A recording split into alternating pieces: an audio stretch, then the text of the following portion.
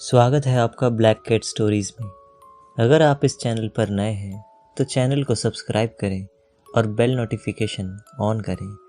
चलिए बढ़ते हैं आज की कहानी की ओर। इस बारिश से मुझे हमेशा वो भयानक घटना याद आती है जिसे काफ़ी कोशिशों के बाद भी मैं नहीं भूल पाया हूँ। मेरा नाम आमिर है। ये घटना पिछले साल दिसंबर की है, जब मैं एक प्राइवेट कंपनी में काम कर रहा था। मेरी कंपनी का ऑफिस एक बड़ी सी बिल्डिंग में है जो शहर के बीचों बीच में बना हुआ है, जिसमें कुल 15 फ्लोर हैं। मेरा ऑफिस 10वें फ्लोर पर था। ऑफिस से मेरा घर लगभग आधे घंटे की दूरी पर था। मैं बाइक से ही आना जाना किया करता था। उन दिनों ऑफिस में मैं एक इंटर्न के रूप में काम कर रहा था, इसलिए अक्सर मुझे रात में ड्यूटी करनी पड़ती थी। आमतौर पर हर बिल्डिंग की तरह हमारी बिल्डिंग में भी 13th फ्लोर नहीं था। लिफ्ट सीधा 12th फ्लोर से 14th फ्लोर तक जाती थी और बिल्डिंग के 15th फ्लोर पर ऑफिस का टेरेस यानी छत था।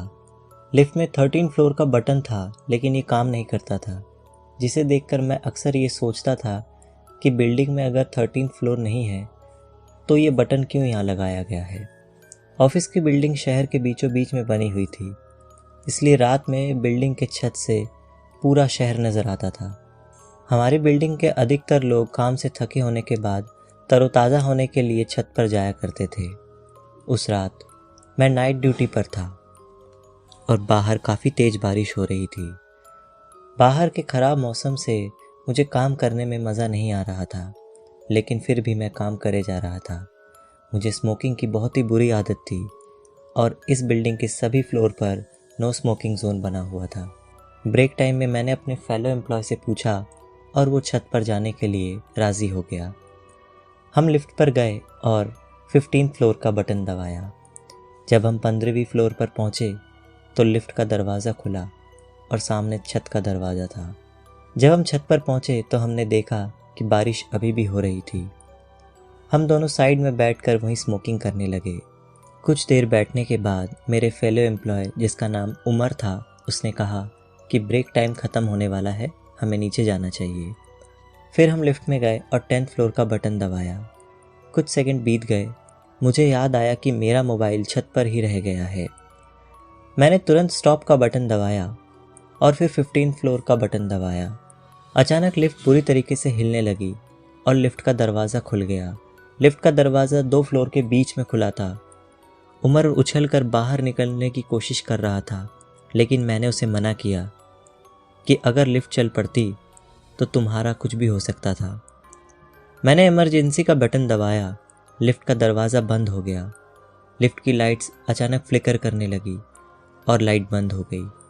हम दोनों काफ़ी घबरा गए और अचानक मैंने देखा कि 13th फ्लोर का बटन चालू हो गया है, लेकिन हम दोनों में से किसी ने भी 13th फ्लोर का बटन नहीं दबाया था। हम दोनों काफ़ी डर गए क्योंकि इस बिल्डिंग में 13th फ्लोर तो है ही नहीं। अचानक लिफ्ट ऊपर की ओर बढ़ने लगी और 13th फ्लोर पर पहुंचने के बाद एक बहुत ही बड़ा झटके के साथ लिफ्ट का दरवाज़ा खुल गया। वहाँ काफ़ी अंधेरा था, कुछ भी ठीक से दिखाई नहीं दे रहा था। हम दोनों बस उस जगह को बड़े गौर से देख रहे थे और सोच रहे थे कि हम कहाँ आ गए। अचानक हमने वहाँ किसी के रोने की आवाज़ सुनी। उस आवाज़ को सुनने के बाद मेरे रोंगटे खड़े हो गए। ऐसा लग रहा था कि जैसे कोई बुरी तरीके से तड़प रहा हो। हम दोनों काफ़ी डरे हुए थे। फिर मैंने गौर किया, वो आवाज़ धीरे धीरे तेज हो रही थी। ऐसा लग रहा था कोई धीरे धीरे हमारे पास आ रहा है। अचानक से एक खौफनाक औरत हमारे सामने आई। उसका चेहरा काफ़ी डरावना था। डर के मारे हमारे ठंडे पसीने छूट गए। वो ठीक हमारे सामने खड़ी थी। इससे पहले कि हम वहाँ से भागते, उसने उमर को पकड़ लिया और अचानक अंधेरे में वो कहाँ गायब हो गई।